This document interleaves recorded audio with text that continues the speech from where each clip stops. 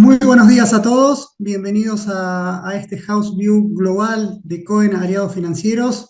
Mi nombre es Martín Polo, soy estratega en jefe y hoy me acompaña Sergio González, que es nuestro Head de Asset Management. Buenos días, Sergio, gracias por acompañarme en esta edición. Martín, muchas gracias. Muchas gracias también a los que nos estaban escuchando. Va a estar muy buena la presentación de hoy. Bueno, como hacemos siempre, vamos a dar primero el panorama macroeconómico global, como ustedes ven en el título, un poco desafiante, ¿no? Mostrando la economía de Estados Unidos en un nivel, la verdad, con una muy buena dinámica, a mi gusto, la verdad, superando las expectativas, no solo por el buen dinamismo de la actividad, sino también por la baja que hemos tenido en la inflación. Y bueno, ahí seguimos teniendo una visión un poco contrapuesta al consenso de mercado, en el cual nosotros seguimos viendo que este soft landing es más lento de lo esperado y por eso creemos que todavía es muy rápido para empezar a cantar victoria en cuanto que se viene un ciclo de abruptas bajas de tasas de interés. Así que, como digo siempre, sin preámbulo, voy a empezar a compartir mi presentación. Como ustedes sabrán, esta dinámica, cualquier consulta que tienen me la van pasando por el chat. Y bueno, después trataremos de ir resolviéndolas. Entonces, arrancando un poco, voy a dividir la presentación en tres etapas. Primero, qué es lo que nos está mostrando la macro. En la segunda etapa vamos a ver cómo se está comportando el mercado, en el cual no me voy a profundizar demasiado, dado que después va a venir Sergio y nos va a comentar cuáles son nuestras recomendaciones de inversión y dónde vemos valor a la hora de armar una cartera de inversión global. Y finalmente voy a dar algunas pinceladas de cómo se está desarrollando el contexto político en Estados Unidos, algo que nos va a acompañar en lo que resta del año. Al menos hasta noviembre vamos a estar con el foco en las elecciones en Estados Unidos. Entonces, arrancando por el primer capítulo y yendo lo más rápido posible, primera aproximación de esto es, bueno, cómo está la economía de Estados Unidos y por qué decimos que es un lento soft landing, más allá de que hay algunas lecturas un poco exageradas en cuanto a esa desaceleración que está teniendo el nivel de actividad, en el cual también tuvimos buenas noticias este último mes en cuanto a los datos de inflación. La verdad, tuvimos un segundo trimestre con la inflación bajando y ya casi convergiendo al objetivo de la Fed. También tuvimos una mejora en las cuentas públicas. Ahora vamos a explicar por qué, más allá de que sigue siendo un riesgo latente para la economía americana. En el margen estamos viendo algunas señales alentadoras. Obviamente son solamente señales. Hay que ir convalidándolo en los próximos meses. Y después vamos a tener qué está haciendo la Fed. Recuerden que ahora el 31 de julio vamos a tener una nueva reunión en la cual no se esperan grandes cambios, pero sí ya con la mirada en la reunión de septiembre en la cual los inversores o el mercado en general está poniendo mucho énfasis en cuanto a que por fin sería el primer recorte de tasas en casi 2 años y medio, ¿no? Entonces, arrancando un poco en la foto general que nos dejó este segundo trimestre, fíjense por qué digo un lento soft landing. En primer lugar, ¿cómo está el nivel de actividad? El PBI, de acuerdo al Nowcast de Atlanta, esto que seguimos todos los meses y la verdad es que es un buen indicador adelantado de qué es lo que puede venir. Recuerden que el primer dato lo vamos a tener dentro de 15 días, pero en el segundo trimestre todo apunta a que el crecimiento del PBI se habría recompuesto, estaría creciendo en torno al 2,7% anualizado, ¿no? Esto es el segundo trimestre contra el primero y esa tasa la anualizamos para ver, para no engañarnos entre la foto y la película. Bueno, acá lo que hicimos en este gráfico fue compararlo cuánto venía creciendo en los últimos 12 meses, cómo queda el segundo trimestre respecto al segundo trimestre del año pasado, y ahí vemos que está todo muy parejo. Como ustedes ven ahí, la economía viene creciendo en torno al 3% en los últimos 12 meses, y si se convalida este 2,7%, vemos que también estaría creciendo en torno al 3% respecto al segundo trimestre del año pasado. Así que ese 2,7 que ven ahí es bastante estable para la dinámica de crecimiento que tienen. Y si lo comparamos como Recuerden ustedes que estamos en un nuevo ciclo de crecimiento, por lo menos la economía se va reacomodando a la pospandemia, y si miramos cuánto estaba creciendo la economía previo a la pandemia, estaba creciendo al 2,5%. Entonces, esto lo cual muestra este dinamismo que está teniendo la economía americana, que alejó varios fantasmas de recesión o de hard landing que muchos colegas anticipaban, venían anticipando hace 2 años y todavía eso no ocurrió. Por otro lado, vamos al otro mapa de indicadores, que es la dinámica de empleo. Acá no estoy tomando la dinámica de la desocupación, sino la creación de empleo privado. Este non-farm payroll que mira siempre el mercado cada primer semana de cada mes, y en el cual vemos acá que ahí sí vemos una lenta, una suave desaceleración del empleo. Fíjense, en el segundo trimestre habría crecido la tasa de crecimiento del empleo al 1,4% anualizado, venía creciendo un año atrás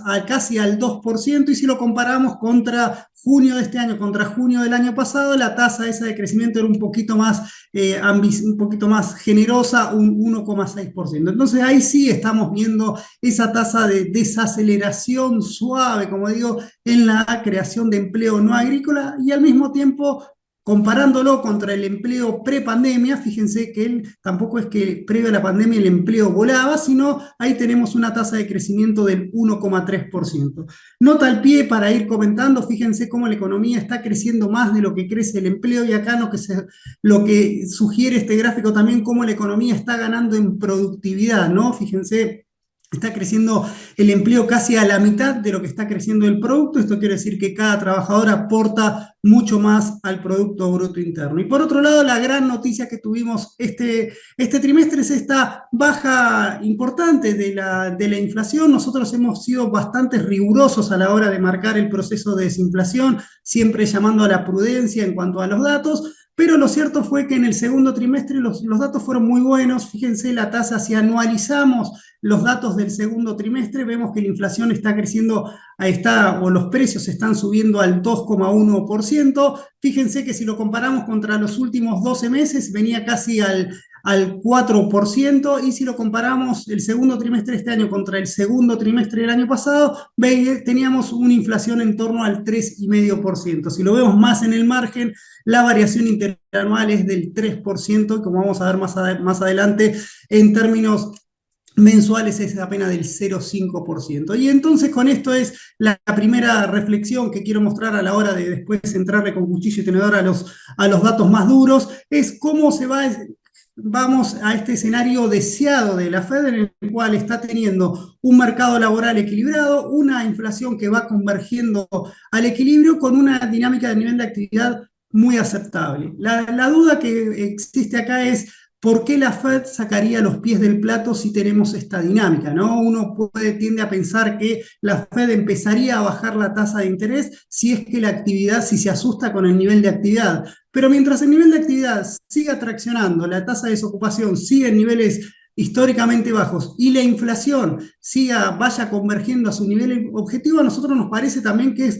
muy apresurada a veces la lectura del mercado, que esto ya de por sí implica que la Fed va a bajar la tasa de interés. Obviamente, si la Fed baja la tasa de interés en este contexto de una economía tensionada, no digo recalentada, pero sí creciendo, la verdad, muy en línea con su crecimiento tendencial, esto le puede complicar ese objetivo de bajar la inflación, ¿no? Sobrecalentar la economía. Así que bueno, son todas cosas que vamos a ir viendo, y el mercado se ilusiona en este soft landing, y por eso está pensando, como vamos a ver más adelante, que van a reducir la tasa de interés allá por septiembre. Entonces, yendo un poquito más a los datos un poquito más crudos, o por lo menos más en el margen, acá un poco tratando de justificar el punto que les estoy marcando, ¿no? Fíjense cómo la dinámica del empleo privado en junio tuvimos que el empleo creció al 1,6%. Cuando vemos ese 1,6%, es cierto que tiene parte de empleo público que subió, viene siendo más dinámico, y el empleo privado sí viene mostrando una desaceleración un poquito más marcada. Fíjense cómo al 1,2% cuando lo venía haciendo al 1,5% y en los últimos 12 meses venía creciendo casi al 1,7%. La buena noticia que tiene el consumidor americano o el consumo americano en general es que esta desaceleración que estamos teniendo en la creación de empleo se da en un contexto de fuerte recuperación del salario real, ¿no? Fíjense ustedes, ahí ven la barrita de salario real en junio con una inflación que bajó prácticamente, que dio incluso deflación y salarios creciendo en torno al 0,4, 0,3% mensual. Obviamente cuando analizamos eso nos da una mejora del 3,7%, lo cual marca que el poder de compra de los salarios sigue subiendo, y cuando juntamos la dinámica del empleo con la dinámica de los salarios, esto es la masa salarial en términos reales, fíjense cómo se está acelerando. Esto quiere decir que tenemos más salarios y mejores salarios, más salarios y más empleo. Eso es lo que le da un gran colchón para que el consumo se mantenga dinámico, como lo que lo vamos a ver. Acá un poco para ver algo que el mercado le está haciendo un poquito de ruido, o por lo menos que para los que quieren ver o ser un poquito más pesimistas con la economía americana, vienen marcando, bueno, cómo está aumentando la tasa de desocupación. Es cierto, fíjense, del 3,6% que teníamos hace un año, ahora estamos al 4,1%. Fíjense que se da esta suba en la tasa de desocupación con aumento en el dinamismo de la creación de empleo no agrícola, como mostré en el gráfico anterior. Bueno, eso tiene nombre y apellido. Acá tenemos dos componentes para ver. Uno, por un lado, es el aumento de la población económicamente activa, es decir, cada vez más gente va al mercado y va a buscar trabajo o se ingresa al mercado laboral. Y por otro lado tenemos acá una cuestión que nos sigue llamando la atención, que acá hay unas cuestiones más sociológicas o incluso puede haber políticas migratorias, pero lo que sí tenemos es, yo lo llamo empleo agrícola, pero es el empleo, el non-farm payroll, ¿no? Cuando diferenciamos entre el empleo total y el non-farm payroll, nos queda ese residuo, y ese residuo lo que marca es cómo la tasa está habiendo destrucción de esa clase de empleo, y por eso es que me genera que cuando aumenta el empleo no agrícola no alcance para absorber esa mayor cantidad de gente que ingresa al mercado laboral y esos empleos no agrícolas que se van destruyendo. Fíjense lo que fue en mayo, ¿no? Casi 700.000 personas menos, así que acá hay una cuestión también incluso hasta metodológica de cómo contabilizan a esta población. Lo cierto es que la tasa de desocupación subió al 4,1%, pero tampoco nos hagamos los rulos con esa suba de la tasa de desocupación, porque sigue estando en un nivel históricamente bajo, ¿no? Cuando acá lo queremos ver en el segundo, lo que pasó, fíjense, comparado contra un año atrás, fíjense, la población económicamente activa en los últimos 12 meses creció 84.000 personas por mes, ingresaron al mercado laboral, se generaron 218.000 puestos de trabajo mensuales, y el empleo agrícola destruyó 200.000. Fíjense cómo compensa esa creación, y por eso tenemos ese residuo que hay 70.000 personas más o menos por mes que no encuentran empleo, y por eso van a ese grupito de desocupados, y por eso nos subió la tasa de desocupación. Cuando nos queremos ver la dinámica que nos importa para analizar el ciclo económico, fíjense lo que les mostraba, ¿no? El empleo total sigue creciendo a buen ritmo. Es cierto, el empleo total, al incluir el empleo agrícola, se me derrumba, es decir, queda al 0%, pero fíjense el empleo, el no agrícola, el famoso non-farm payroll, cómo está creciendo al 1,7 interanual, e incluso está superando la dinámica que tenía previo a la pandemia. Entonces, acá cuando decimos el empleo crece mucho, crece poco, bueno, tenemos que ver, bueno, cuál es la normalidad de la creación de empleo en Estados Unidos, y por lo que vemos acá en este gráfico es muy elocuente en cuanto a que el desempleo, el mercado laboral sigue mostrando una solidez bastante importante y que le da fortaleza a este ciclo. Por otro lado, la buena noticia que les comenté, esta mejora en los salarios. Fíjense, tenemos el salario nominal, creció en junio al 0,3%, en un contexto que la inflación, ahora lo vamos a ver, dio incluso deflación. Bueno, lo que tenemos es esta mejora en los salarios reales que se junta a la creación de empleo privado. Por eso, en términos interanuales, nuevamente, fíjense cómo la masa salarial está creciendo al 2,7%, y la desaceleración que vemos acá es muy suave. La verdad que esto le da un colchón importante para las familias a la hora de poder diagramar su consumo. Por otro lado, vamos a los buenos datos y sobre todo a algo que el mercado veníamos más ansioso y en el cual nosotros también siempre fuimos muy enfáticos a la hora de plantear esta desinflación, este derrumbe de la inflación que el mercado tantas veces predijo y por fin ahora le está llegando el momento. Los buenos datos fueron que la inflación en mayo fue del 0% y en junio dio una leve deflación. Cuando abrimos, descarnamos todo el índice de precios, fíjense cómo todos los componentes del IPC tuvieron una muy buena performance. Cuando lo vemos también en el segundo trimestre, lo promediamos y lo anualizamos, fíjense, la inflación general está subiendo al 1,1%, la core al 2,1%. Si hacemos la supercore, esto es sacándole el componente de viviendas, recuerden que siempre esto era un lastre bastante importante para el IPC porque no bajaba a la velocidad que quería el mercado, por lo menos que se preveía, los precios de la vivienda siempre siguieron subiendo al 0,4%, ahora por suerte aflojaron y esto me lo está tomando todo el IPC y fíjense cómo que si sacamos vivienda, la inflación core bajó también tuvimos deflación y está casi al 1%. Esta es la ilusión que tiene el mercado o el optimismo que tiene el mercado, como diciendo, bueno, la Fed ya el trabajo está hecho, la inflación está convergiendo al 2%. Incluso ya lo hemos mostrado varias veces cómo el PCE, que es un índice de precios implícitos del consumo, da un poco mejor al PCE Core porque básicamente tiene una ponderación distinta y también va todo convergiendo para que la Fed logre ese objetivo de una inflación al 2%. Si lo quieren ver un poquito más desagregado, fíjense lo que les decía acá. Si lo comparamos contra un año atrás, los, los precios de los bienes que están 1,7% abajo y acá la resistencia que marcaba la inflación es que los precios de los servicios acumularon una suba del 5%. Ahora bien, si hacemos lo que pasó en el segundo trimestre y lo anualizamos, vemos que la película es un poquito mejor porque los precios de los servicios ya están viajando al 3,1%. ¿Qué quiere decir esto? Que si mantenemos esta dinámica por los próximos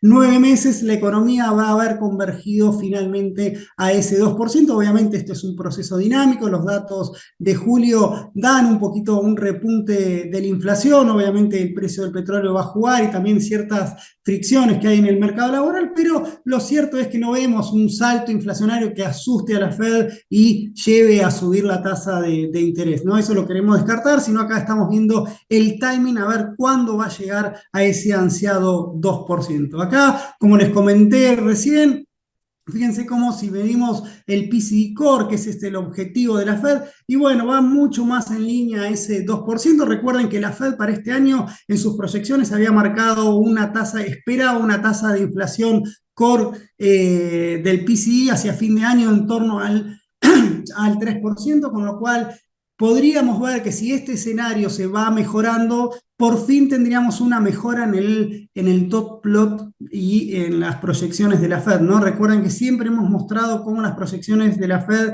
corregían al alza la inflación, corregían al alza el crecimiento y corregían al alza la expectativa de tasas de interés. Bueno, vamos a ver ahora si con estos nuevos datos les mueve el amperímetro a la hora de estimar una menor inflación y por ende también empezar a proyectar menos subas de tasa de interés que recuerden, o más bajas de tasa de interés, mejor dicho, ¿no? Recuerden que solamente prometió una baja este año, el mercado esperaba tres, pero bueno, como les digo, esto es dinámico y si estos datos se van consolidando en el tercer trimestre, probablemente podamos tener un poquito más, un panorama de la Fed un poquito más generoso. Por otro lado, para ir al cierre de este segundo trimestre, fíjense lo que les decía, ¿no? Acá el mercado empezaba a leer, digo el mercado por ponerle un nombre, ¿no? Pero lo que todos empezábamos a ver era este soft landing, ¿no? Fíjense del 5% de casi del tercer trimestre al 3,4% en el cuarto del año pasado, al 1,4%, bueno, muchos hacen la fácil, ¿no?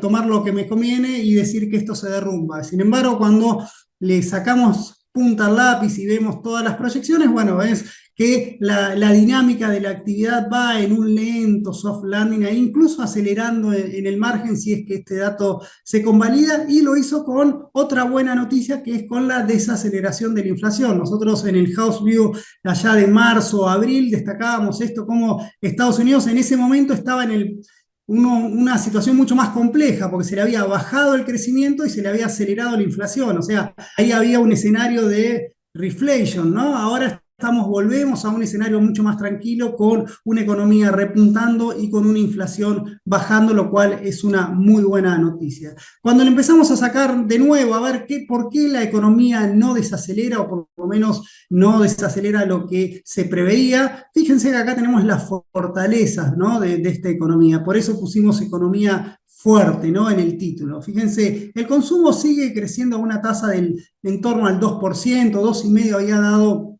en los últimos 12 meses, pero bueno, no, mucho más no podemos esperar. Recuerden, es el 60% del PBI, así que como que vaya al 2% ya le pone un piso bastante interesante al nivel de actividad. También tenemos que el gasto, perdón, que el gasto está desacelerando su tasa de crecimiento, es natural, es una buena noticia. Recuerden que acá vamos a ver las cuentas públicas cómo están. Tuvimos una mala noticia en cuanto al frente externo, tuvimos una caída de las exportaciones y un aumento de las importaciones. Esto lo que hace es que las exportaciones netas le resten al producto, pero acá tenemos el gran enigma, ¿no? Digamos, el gran, si quieren, lo que nadie esperaba en este ciclo de tasas de interés más alta, que es que a pesar de haber subido la tasa de interés, a pesar de que no la bajaron en 2 años e incluso subieron todas las tasas activas, tasas de crédito y demás, la inversión no paró de crecer, ¿no? Y fíjense lo que está dando el segundo trimestre, de nuevo, si se convalida esto, casi al 9% anualizado. Y entonces la inversión pasa a ser como un gran componente de este ciclo económico en el cual las tasas de interés no pudieron vencer. Y eso es lo que le da soporte a esta fortaleza que está teniendo la economía americana en este ciclo de suba de tasas. Por otro lado, algo que hemos venido viendo y incluso que esto es algo, unas dudas que tiene el mercado, a ver, porque le ponemos mucho énfasis a la dinámica del consumo. Entonces, bueno, vamos a ver qué está pasando en el consumo, ¿no? Entonces, acá lo que tenemos, fíjense, obviamente el consumidor americano por lo general previo a la pandemia ahorraba el 7,5% de sus ingresos, ahora está ahorrando muy poco, ¿no? Entonces muchos analistas acá alertan que una vez que se acabe este excedente de ahorro, bueno, los consumidores van a dejar de consumir, van a tratar de aumentar nuevamente esa tasa de ahorro y por ende el consumo tendería a bajar. Eso es un escenario razonable, es algo que se puede esperar, pero todavía no llegó, ¿no? Fíjense los datos de consumo personal que tenemos a mayo, seguramente los de junio van a ser mejor. Fíjense, creció al 3,1%, se recuperó la dinámica de bienes. Donde sí está un poquito más flojo es la dinámica de los servicios. Fíjense, creció solamente un 1,2% cuando venía creciendo casi al 3%. A este sí es un factor de atención, obviamente lo tenemos que seguir viendo. Parece raro que desacelere tanto la caída del consumo de servicios con una inflación de servicios bajando, así que, pero bueno, vamos a ir viéndolo. Y por otro lado, ¿qué tiene el consumidor americano? Y bueno, tiene más ingresos. Recuerden ese gráfico que les mostré de la masa salarial. Y los ingresos con eso, con la combinación de mejores salarios y más empleo, y bueno, las familias americanas tienen más plata disponible y con eso le permiten recuperar la tasa de ahorro sin necesidad de ajustar el gasto. Espero estar siendo claro, pero eso es un poco nuestro punto de por qué el consumo no se derrumba y por qué la economía americana sigue sosteniendo una tasa de crecimiento bastante buena, como les venimos comentando. Por otro lado, acá vamos entrando en un panorama electoral y siempre nosotros, obviamente al ser argentinos y economistas, miramos las cuentas públicas, no sé por qué, pero lo cierto es que Estados Unidos está teniendo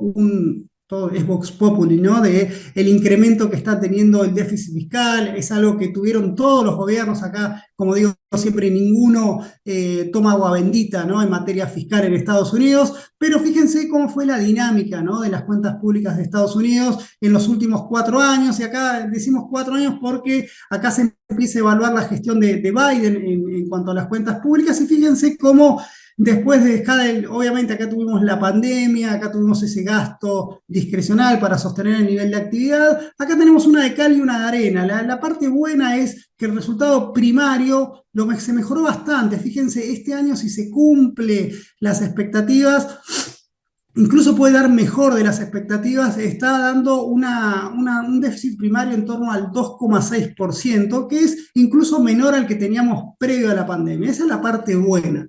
La parte mala es decir, cómo no aprovecharon este contexto de alto crecimiento para corregir y acomodarse en términos fiscales. Bueno, eso no pasó, ahí está un poco el riesgo. Sin embargo, el problema que tuvo Estados Unidos y Yellen y todas las cuentas públicas en general, es que al tener esta pelota inflacionaria y este aumento en la tasa de interés, bueno, la carga de intereses se duplicó en los últimos 2 años, por eso es que estamos viendo, por eso es que la tasa, el déficit fiscal global en Estados Unidos está todavía un punto por encima a lo que estaba previo a la pandemia. Y las proyecciones, bueno, acá ustedes lo tienen como Estados Unidos en cada momento que tuvo una crisis usó la política fiscal como mecanismo de contención del ciclo. Fíjense en la crisis perdón, en la crisis del 2008 cómo subió el gasto y compensó, digamos, subió el gasto como para contener la caída de los ingresos. Esto, ¿cuál es el resultado? No hay que ser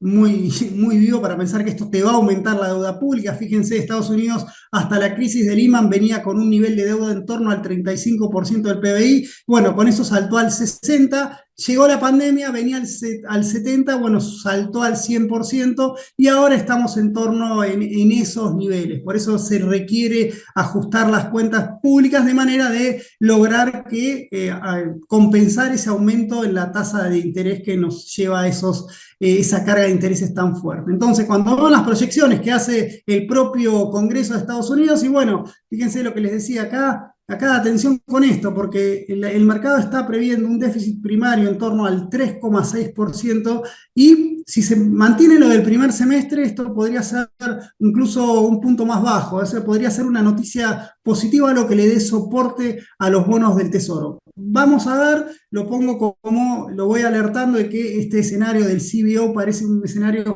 un tanto pesimista para los datos que tuvimos en el segundo trimestre. Y lo que sí vamos a tener, naturalmente, en caso de que esto se vaya consolidando, bueno, naturalmente un aumento de la deuda pública que hacia el fin de la próxima administración seguramente estará más cerca, si no hacen nada, superando el 105% del PBI, lo cual va a ser algo que nos va a acompañar en los próximos 4 años, en tanto y en cuanto esta línea no baje mucho más, ¿no? Acá vamos a ver la política fiscal de cada uno, no hoy, pero sí en los próximos House View, porque acá es donde se juega el partido fiscal de Estados Unidos, ¿no? Entonces, por otro lado, para ir cerrando esta primera parte de la fortaleza de Estados Unidos, es decir, ¿por qué tanto miedo a una recesión? Yo escucho muchos colegas diciendo, bueno, en algún momento la van a pegar, ¿no? Porque en algún momento la economía puede tener una caída en su nivel de PBI desestacionalizado, pero fíjense que las recesiones en Estados Unidos son muy cortitas,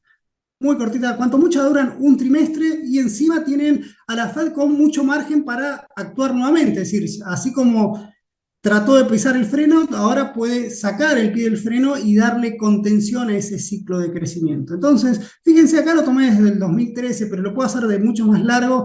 Y acá, fíjense, la economía americana sigue en su tendencia de crecimiento. Es cierto, cada uno después pone qué línea tendencial quiere poner. También, valga la redundancia, son tendenciales a la hora de querer mostrar qué es lo que pasa en Estados Unidos, pero fíjense que en caso de que pueda haya un tropiezo del nivel de actividad, Estados Unidos se recupera rápido, ¿no? Y acá voy a los datos, digo, bueno, vamos a ver cómo creció la economía en los últimos 3 años, en los últimos 10 años, en los últimos 20 años, y así se lo puedo ir trasladando 30, 40 años, y fíjense la fortaleza que tiene el crecimiento de Estados Unidos. Si vamos al último periodo, está creciendo al 2,9, casi al 3%. Si tomamos los últimos 10 años, incluso aceleró el crecimiento del 2,6.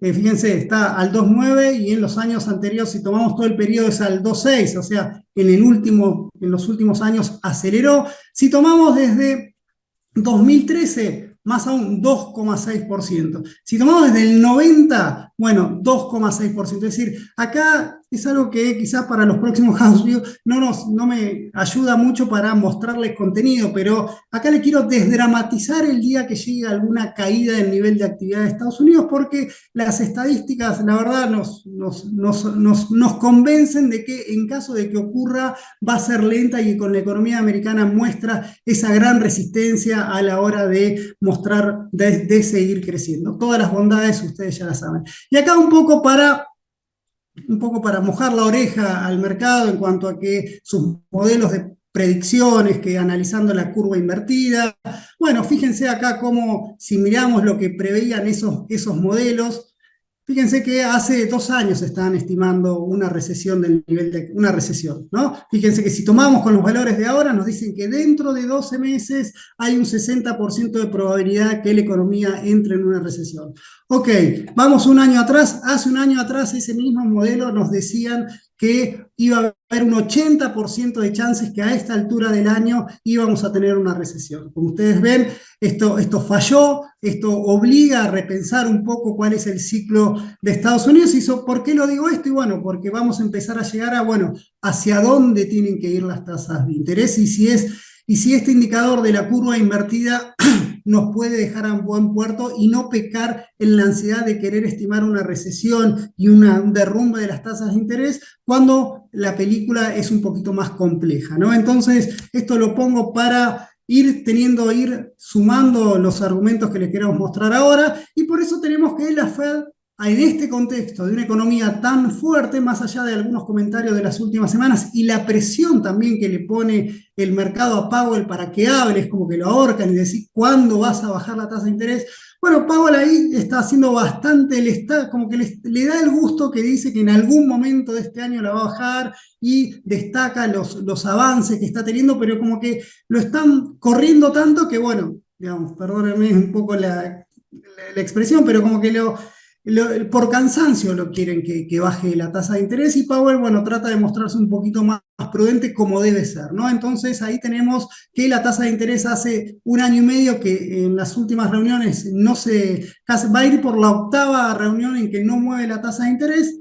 Acá vemos cómo el mercado va. Y bueno, y acá un poco lo que les comentaba, la ansiedad del mercado, que también vamos a ver cómo da. Es una buena noticia que el mercado esté viendo esto. Fíjense, acá vemos la probabilidad de ajuste de tasas de interés que ve el mercado. Fíjense, para esta reunión del 31 de julio, todos esperan que va a ser del 95, nadie espera que mueva la tasa de interés, pero donde cambió fue para las reuniones siguientes, en las cuales que baje a 5,25, fíjense, la probabilidad ya es casi todos están convencidos de que va a bajar a 5,25.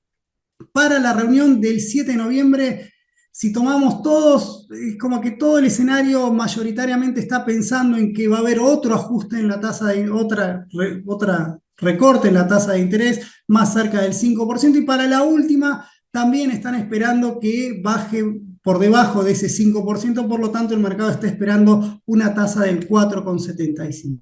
Entonces, con todo este contexto, ¿qué tuvimos? Y bueno, se descomprimió el rendimiento de los bonos del Tesoro, cayó toda la curva. Nosotros es algo que siempre venimos destacando. Nosotros creemos que esta curva se tiene que normalizar con las tasas largas subiendo un poquito más que las tasas cortas. Sin embargo, en el corto plazo no se está dando eso. Lo que está ocurriendo es que las tasas cortas están cayendo un poquito más rápido que las tasas largas, y esto lo que nos permite es que se vaya achicando este spread entre tasas cortas y tasas largas, ¿no? Entonces esto es una buena noticia, no es el escenario que nosotros esperábamos un poquito más, esperábamos más que sea por las tasas largas subiendo un poquito más rápido. Pero bueno, al descomprimir todo, es una buena noticia que esto esté ocurriendo. Le pongo algunos reparos hasta que esto se mantenga, considerando las fortalezas del nivel de actividad que les comenté anteriormente.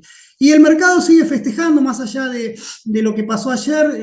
Tuvimos que las acciones siguen volando. Están el S&P un 17% arriba en lo que va del año. Los bonos también recuperaron en el margen. Obviamente, fíjense cómo la caída de los rendimientos de los bonos es el gran driver, perdón, en la caída de los rendimientos de los bonos del Tesoro es un driver no solo para las acciones, sino también para Para los bonos, acá voy a ir un poquito más rápido porque después lo van a tener. Acá es cómo tienen esta suba generalizada desde mayo en la parte de bonos. Lo mismo pasa en acciones. No voy a profundizar de por qué suben las acciones. Todos saben que las mega caps son las grandes líderes de esta suba, pero en el margen también estaba habiendo cierta rotación. Fíjense cómo el S&P X ponderado repuntó en el último mes a contramano de lo que pasó con los motores de principios de año, las tecnológicas y el top 50, cómo desaceleraron esto. Esto lo podemos ver un poquito más cerca acá, como dentro de las mega caps tenemos Nvidia y el resto bien, pero tampoco tan bien como lo que marca, digamos, Nvidia, que se convirtió en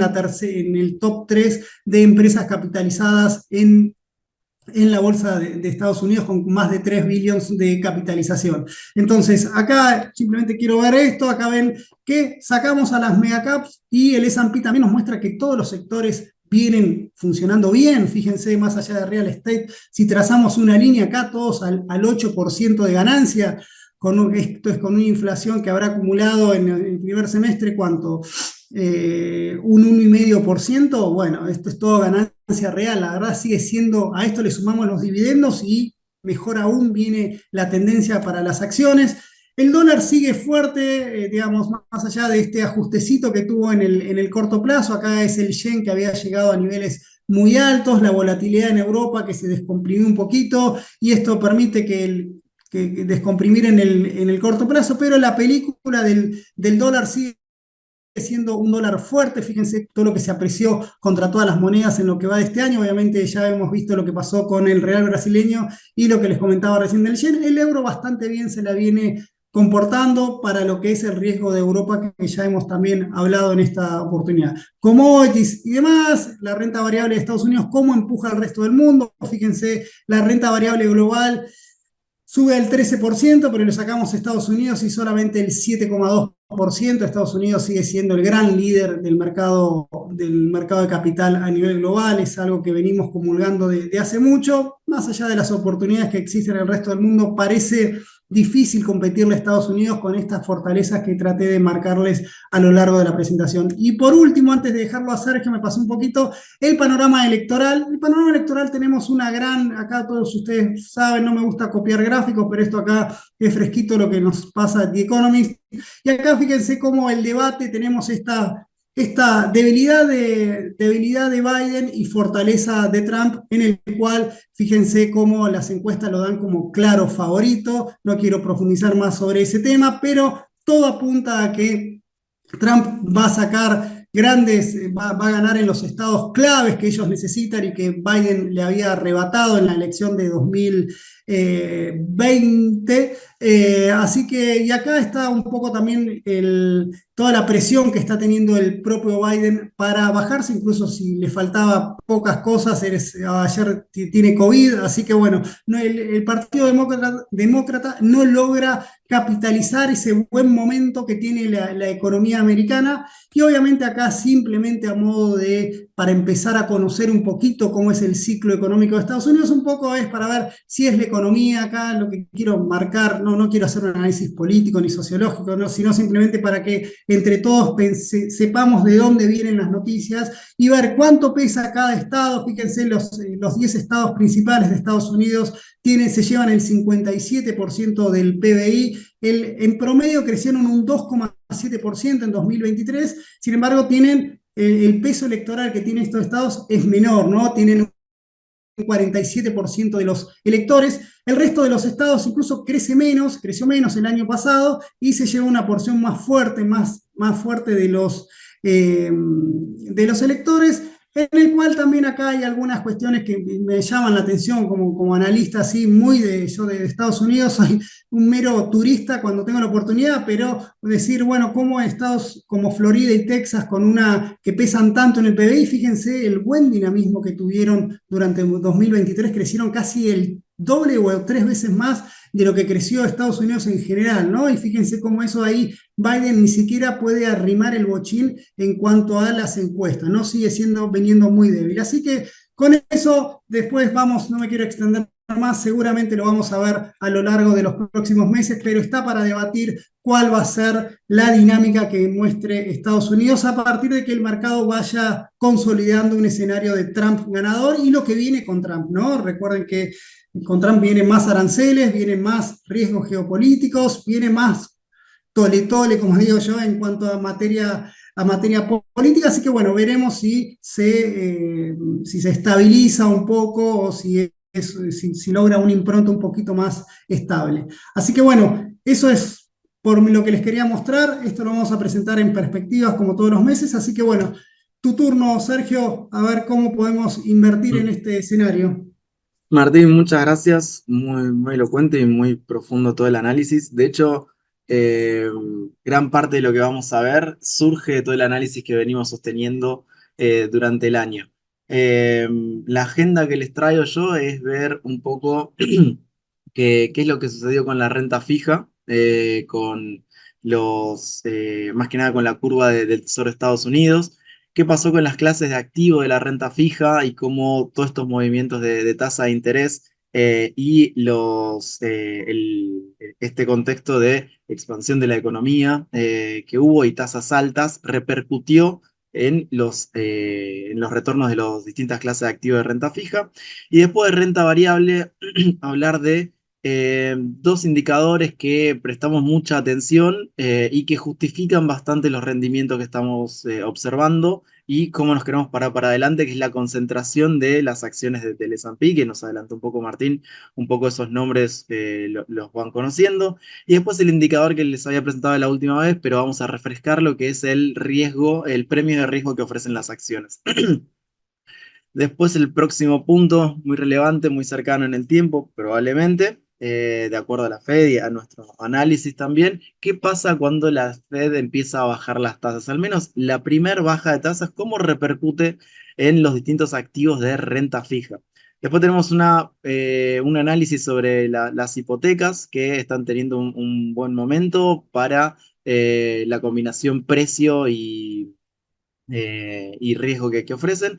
Y después vamos a repasar cómo nos estuvo yendo con las carteras recomendadas y cómo repercutieron en performance, en rendimiento, las decisiones que tomamos con respecto a los puntos de referencia que tenemos en cuenta. Primero la curva de rendimiento de Estados Unidos, nos adelantó un poco Martín cómo se fue comportando, en qué niveles está, este tema de que está invertida, esta es la situación ahora, lo estuvimos repasando. Mi idea es recalcarles acá que ella a un año se encuentra a menos del 5% y que sigue invertida, el primer punto. Pero tomemos un poco la historia. La historia es cómo arrancó junio. Desde junio para acá lo que estuvimos viendo es que los rendimientos se estuvieron comprimiendo, ¿sí? Nosotros tenemos una visión que las tasas tienen que colocarse, la de 10 años, un poco por arriba de donde están ahora, por lo cual nos mantenemos corto en duración. No obstante, desde junio para acá fueron comprimiendo y este resultado se ve bastante más en los tramos medios. No obstante, cuando empezamos a ver toda la película, desde principio de año, esta visión de que las tasas largas se empezaron a expandir en sus rendimientos, ya sea por básicamente que el mercado está exigiendo más retorno para prestarle al Tesoro de Estados Unidos ese plazo, vemos que la decisión no estuvo bien. Evitamos lo que sería una pérdida de capital por estar expuesto en bonos largos. Ahora acá quiero recalcar dos cosas. La primera, en la parte corta de la curva estamos manteniendo se mantiene sólida, es decir, hay muy baja volatilidad y bajo riesgo de reinversión hubo. eh, con lo que es invertir en los tramos cortos de la curva y los rendimientos muy generosos que hubo en torno al 5% e incluso superiores. De vuelta, recalco que ya a un año están por debajo del 5% que mostraron en otro momento. Y después, por otro lado, la gran volatilidad que hubo en los tramos largos. Acá en las carteras, los que no nos siguieron, sí vieron más volatilidad en cuanto a sus rendimientos y cuánto le aportó a los portfolios estar expuestos en tramos largos de duración. Básicamente, voy a mostrarles acá y hacer más énfasis eh, en el cuadro de abajo, donde se está empezando a ver que se desinvierte la curva con estos rendimientos que les mencionaba Martín, que son indicadores de recesión, pero parece que se están por quemar los libros si se desinvierte la curva y no está esta recesión de 3 meses y 10 años. Arrancó el año en 150 puntos de diferencia y hoy ya están en 118. De a poco se está acomodando ese indicador. Ya saltando directamente a las clases de activo de renta fija, teníamos una ponderación, nos gustaba bastante más, no solo la corta duración, sino en cuanto a lo que es riesgo de crédito, tener algo más como no vemos una recesión, no vemos un escenario para altos grados de crédito, como hay una economía pujante, creciendo, si quieren desacelerándose un poco, pero es creciendo. eh, es un contexto, un caldo de cultivo muy bueno para el riesgo de crédito. Repasemos qué pasó con los rendimientos en el año. Los puntos de más alto rendimiento son todos los que van a ver que dicen high yield. De Estados Unidos, si quieren más conservador, de Europa, con 3,9 de rendimiento, de lo que es emergentes y de Latinoamérica. Recordemos que nuestra audiencia en general o las recomendaciones que solemos hacer es para un público latinoamericano, más del cono sur, por lo cual descontamos que tienen mucho riesgo ya emergente y latinoamericano en portfolio, por lo cual nos gusta más los mercados un poco más desarrollados. Entonces tenemos esa ponderación, esa inclinación en tener los portfolios volcados hacia Estados Unidos o economías más desarrolladas. Después mencionarles cómo están los rendimientos para acá, los puntos de entrada, si quisiéramos empezar a invertir hoy. Seguimos viendo que High Yield ofrece unas tasas de rendimiento muy, muy interesantes, 7,6 de Yield to Worst, es decir, de tasa de rendimiento para adelante. Sigue siendo muy atractiva y en una economía donde no está desacelerando, donde no está cayendo, sigue manteniéndose ese gustito. Después vamos a ver un gráfico donde esta tesis se pone un poco más a prueba, pero sigue teniendo este valor.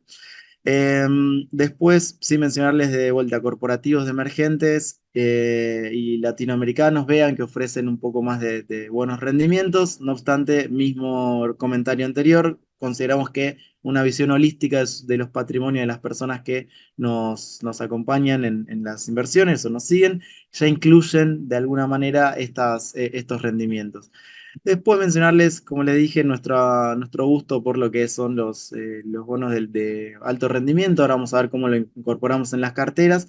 Ahí tuvimos eh, esa decisión estuvo dando sus frutos. Y ahora quiero traerles lo que son vamos a estar hablando de lo que son las hipotecas de Estados Unidos. Piensen que están entrando en rendimientos de arriba del 5%, con una duración, si quieren, un poco más larga de lo que nos gusta, 5,9, pero pensando que si en el tramo medio la Fed empieza a bajar la tasa, no es una mala idea extenderse al menos 1 o 2 años de duración si están trabajando con portfolios muy cortitos, ¿eh? Vean que en el último mes fue una clase de activo que está trayendo muchos rendimientos. Después, ya saltando a lo que es renta variable, hablemos de qué es lo que está pasando con el S&P. El S&P, como saben, es un índice, es una cartera que está compuesta por distintas acciones. Y hoy les quiero traer la concentración de cuánto ocupan las 10 primeras empresas en el S&P. Y vean cuándo esos máximos se concentraron a lo largo de la historia, ¿no? Hoy estamos en 2024, después el otro máximo fue en el 2000, previo a la burbuja.com, y después en el 1975. Esos fueron los máximos en este indicador. ¿Cuáles son las diferencias, si quieren? Ahora, primero repasemos cuáles son las 10 empresas, que probablemente no solo las conozcan, sino que en este mismo momento están consumiendo sus productos, probablemente. Microsoft con un 7,5, probablemente todos tengan o estén usando Windows en este momento, o hayan usado una reunión de Teams o tengan programada una reunión de Teams para adelante. Nvidia, si están desde algún dispositivo, una computadora, probablemente estén consumiendo sus chips.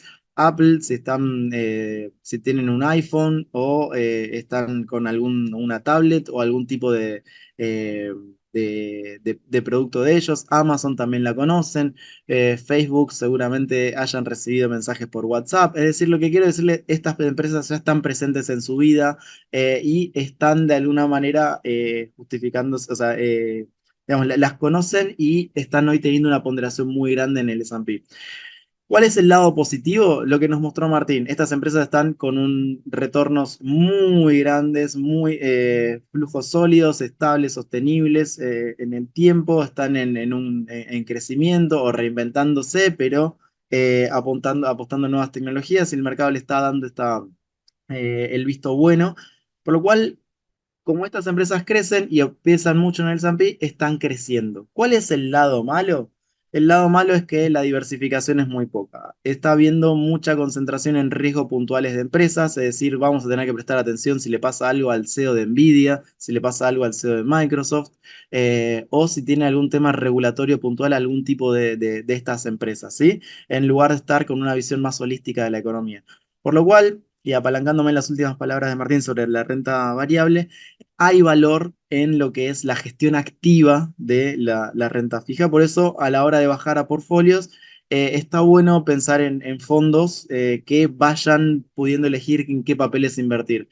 En el último mes, justamente lo que es invertir en acciones de menor capitalización o que están más volcadas capaz en economía si quieren las small cap o mid cap, tuvieron mejor rendimiento que las mega cap o las que estuvimos viendo en pantalla, ¿sí? Complemento este análisis con el comentario de 2019, perdón, del 2000. Acá esta concentración de acciones se dio en empresas que tampoco tenían un flujo de fondos muy claro, o sea, ganancias sostenibles en el tiempo. La situación es completamente distinta. Microsoft, todos tienen productos que, como les dije, seguramente están consumiendo hoy en este momento. Después el otro indicador con el que analizamos las acciones es, en lo que es el premio por el riesgo de equity. Repasemos un poco de qué era este indicador. Básicamente es cuánto tengo que pedirle yo a las acciones por arriba de la tasa de retorno de Estados Unidos de 10 años. Entonces, hoy una tasa que está en 4,2. Hoy este indicador nos dice que las acciones nos rinden o nos dan un premio de 0,4% arriba de eso. Parece muy exiguo, por lo cual no hay un colchón muy grande si algo sucede. Es decir, todas las ganancias prácticamente están descontadas. Eh, este indicador, ténganlo en cuenta también que está muy volcado a las 10 acciones que estuvimos viendo adelante que son tecnológicas y por su naturaleza tienen una capitalización, descuentan ganancias muy grandes para adelante. El futuro nos dirá si están sobrecumpliendo las ganancias o el mercado de acciones se equivocó en este momento. Pero acá quiero ser claro con algo. La última vez que les mostré este gráfico, ese era donde se encontraba el dato. Parecía bastante bajo, se siguió profundizando. No obstante, quiero que vean que el mercado puede convivir incluso con tasas, con este indicador negativo por un rato prolongado. No significa que en algún momento nos debería volver las acciones a tener un indicador más generoso, o sea, un premio mucho más generoso que para salirse de lo que es renta fija. Teniendo en cuenta que vemos que la tasa de 10 años debería subir un poco más o sea, pedirle más rendimiento al Tesoro de Estados Unidos, es algo para ir monitoreando. Eh, Después, ¿qué es lo que estamos viendo? Al menos cuando empiecen la baja de tasa, que parece que esto ya está bastante más en precios, hay bastante consenso. Quería traerles un análisis de qué es lo que pasa con los distintos productos de renta fija, lo que son mercados emergentes, de alto rendimiento y de investment grade. Acá hicimos un ejercicio con los últimos 4 periodos de baja de tasa de renta fija y veamos que en los 6 meses para adelante, ahí son 120 ruedas hábiles, pero los 6 meses para adelante mercados emergentes empieza a tener un buen rendimiento, empieza a tener como más tracción en lo que es solamente en lo que es el rendimiento. Lo que es high yield, al contrario, le cuesta un poco más traccionar. Si quieren, al principio en promedio le va mejor, después empieza a lateralizar un poco. E investment grade sí empieza a subir bastante. ¿Cuál es el raciocinio de atrás? Bueno, si baja la tasa, el capital que busca un poco más de rendimiento se suele volcar a activos más de riesgo. y por eso emergentes puede estar traccionando un poco. Hoy lo tenemos, emergentes algo invertido en los portfolios, no es una ponderación que tengamos sobre nuestros puntos de referencia, sobre nuestros benchmarks, pero es algo que hay que analizar. Eh, Acá, como les muestro, es un promedio de las últimas 4 veces que la Fed bajó la tasa, que pasó 6 meses posteriores.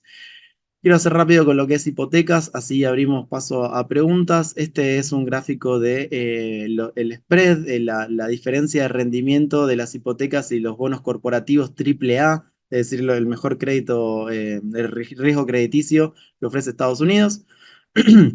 Y acá mencionarles que históricamente lo que es AAA ofrece más rendimiento que las hipotecas. Ahora, cuando hacemos un zoom en lo que es el último tiempo, vemos que este spread incluso se bajó. Y hasta las hipotecas ofrecen mejor rendimiento. Esto, lógicamente, porque la Fed se está corriendo de este mercado y está abriéndole el juego a distintos participantes, es decir, alguien las va a comprar. Entonces, desde acá vemos que el riesgo que las hipotecas pueden tener, estar respaldadas por el Tesoro de Estados Unidos, o sea, básicamente es un bono del Tesoro con un collateral que lo paga, si quieren, el residente de Estados Unidos, está ofreciendo rendimientos muy parecidos a lo que es AAA, por lo cual acá parece, el consejo es si son inversores muy conservadores, que quieren riesgo de crédito altísimo, que quieren un riesgo de crédito muy bajo, perdón, o sea, una calificación crediticia altísima, estarían dejando, si quieren, algo de plata sobre la mesa, porque pueden tener el mismo rendimiento un poco superior con menos riesgo. Después, yendo a portfolios, básicamente quiero concentrarme, o las próximas diapositivas van a estar concentradas en los que son las carteras, que nosotros, de la forma que trabajamos con distintos perfiles de riesgo y distinta capitalización del portfolio, es decir, las carteras más sofisticadas son las que tienen una capitalización, si quieren, de 6 dígitos y que nos permiten tener diversificación en el mercado y plasmar nuestra visión con más de manera más transparente, o sea, más genuina. Vamos a hacer el análisis sobre qué decisiones tomamos y cómo nos fue. En principio, estos son todos retornos que son los que le estamos mostrando a las personas que nos siguen, a los inversores que nos acompañan. Los conservadores un 4%, los más arriesgados un 5,6% y los puntos de referencia, más el conservador 1,7% y el agresivo 5,3%. Es decir, a todos estuvimos batiendo nuestros puntos de referencia, nuestros benchmarks, que están compuestos por básicamente el moderado, 70% de renta fija y 30% de renta variable. Renta fija, un índice que usan prácticamente todos los fondos comunes de inversión extranjeros offshore y que se llama el AGG, lo vimos en la presentación de Martínez, es un índice de referencia. Y lo que es renta variable, usamos el índice de acciones mundiales, es decir, es el ACWI. Entonces, una ponderación de 70-30 es nuestro punto de referencia y hoy estamos más volcados a lo que es renta fija porque buscamos baja volatilidad y encontramos buenos rendimientos en esta clase de activos. Y de todas maneras no nos bajamos tanto de renta variable porque vemos la economía traccionando y está ofreciendo buenos rendimientos. Después tenemos una posición marginal en alternativos, en oro, producto de que vemos ahí una especie de trade táctico donde vemos a los bancos centrales comprando oro y queremos estar del lado de ellos, ¿sí? Y está haciendo su pago porque el oro viene marcando nuevos máximos. Entonces ahí abajo está la cartera. Quiero hacer más énfasis en cómo nos fue o qué diferencia estamos teniendo y cómo justificamos estos excesos de rendimiento. Básicamente tenemos menos duración que nuestro benchmark, tenemos un rendimiento superior también y peor calidad crediticia en promedio, ¿sí? Entonces, como vemos una economía pujante, que es un buen contexto para lo que es deuda de alto rendimiento, estamos más volcados de esa manera. Como les mencionaba, tenemos más de alto rendimiento, o sea, corporativo de high yield, mucho más que nuestro benchmark, es decir, tenemos peores calidad crediticia y eso nos está dando buenos rendimientos. Y tenemos más diversificados, también vemos que Europa está empezando ya con su proceso de baja de tasas y ahí hay al rendimiento para capturar. Por eso se justifica ese 25% que les mencionaba. Con respecto a nuestro benchmark, que está 100% volcado a Estados Unidos. Después lo que es renta variable, tenemos más diversificación. Si quieren, no tratamos de apartarnos mucho del benchmark, de acciones. Eh, Básicamente porque estamos viendo los riesgos de concentración y de equity risk premium que les mencionaba. Quiero cerrar con esta diapositiva. Básicamente en el año tuvimos el primer trimestre todos los meses positivos, después en abril tuvimos una evolución de rendimiento, pero en mayo y en junio ya lo recuperamos y julio viene siendo un mes excelente, apalancado mucho en lo que es renta variable, de nuevos máximos y nuevos máximos reales. De esto vamos a hablar en LinkedIn. Eh, y también el oro que nos fue acompañando y la renta fija de corta duración que también está traccionando un poco más. Martín, yo con esto cierro, lo entrego un minuto más tarde, lógicamente abierto a consultas, dejo de compartir y acá me entrego al público. Bueno, muchas gracias, Sergio, muy bueno. La verdad que estamos teniendo un muy buen año a pesar de todas las volatilidades y todos los if que hay a la hora que tenemos, a la hora de proyectar cosas y ver el mapa de riesgo. Siempre aparecen factores que desestabilizan, pero lo cierto es que esas desestabilizaciones son espasmódicas, duran una jornada, incluso el peor mes fue abril, y como vos ahí lo marcás, pero con una rápida recuperación. Obviamente se viene un escenario un poquito más desafiante porque vamos a tener ruidos políticos, indudablemente vamos a tener ruidos políticos, vamos a ver hasta dónde llegan. Probablemente todo indica que está habiendo menos incertidumbre, ¿no? Está viendo como que es partido cantado y ahora solamente tenemos que ver cuál es la dinámica que puede, mirando a Trump, a ver cuáles son las medidas que podrían hacer. Eh, Así que como lo comentó Sergio, lo comenté al principio, cualquier inconveniente, cualquier duda que tengan pueden visitar nuestro sitio de perspectivas o como siempre también decimos, preguntarle a su asesor financiero y que nos hagan hacer llegar sus consultas. Así que bueno, bienvenidos a Coven, ¿no? Bueno, Sergio, muchísimas gracias por participar. No sé si querés responder alguna de las preguntas que surgieron ahí en el chat. Sí, una la fui respondiendo en privado, pero después leerla se puede determinar qué sectores está orientado el incremento de inversión en USA. Creo que esa es más para vos, viste que mencionaste hacia dónde va la Sí, inversión. Y después, mira, la inversión, sí, perdón, en la inversión en Estados Unidos tenemos un proceso que obviamente el primer castigado fue la inversión en real estate en Estados Unidos, fue el que primero se llevó puesto la suba de tasas de interés. Ahí tuvimos un golpe importante, pero con la estabilización que tuvimos en el último año, incluso en la tasa de hipotecas, tuvimos una rápida recuperación, más allá de que el sector no brilla, es un sector que le sigue aportando dinamismo. Mientras tanto, todo el resto de la inversión, obviamente, indudablemente está jugando la inteligencia artificial. No sabemos cómo, está muy prematuro todo esto, pero podemos ver que todos los sectores de la actividad en Estados Unidos y de la inversión están traccionando. Lo que sí se va a venir seguramente es un escenario con potenciales nuevos ganadores y potenciales nuevos perdedores, ¿no? Toda la economía más, la era Trump más tradicional, más value, tiene mejores perspectivas que algunas empresas más globalizadas, ¿no? Ya ayer hubo algunas señales de Trump contra las empresas tecnológicas, así que ahí hay que estar un poquito con cuidado. Preferimos ahí en ese sentido estar un poco más equilibrados a la hora de salir un poquito de tomar un poco de esas ganancias de las megacaps e ir a sectores más tradicionales. muy bien. Después el resto ya son felicitaciones y preguntas más relacionadas a si los rendimientos son netos de gastos y más asequibles. Ya las fui respondiendo. Eh, Acá no hay más consultas, Martín, así que Bueno, perfecto. Bueno, muchísimas gracias, Sergio, por acompañarme en esta ocasión y muchísimas muchas gracias a gracias. todos por haber participado y como siempre los esperamos en el próximo House local, que lo vamos a ver la semana que viene, y si no, el próximo mes con seguramente más novedades sobre la economía global. Muchas gracias y hasta la próxima.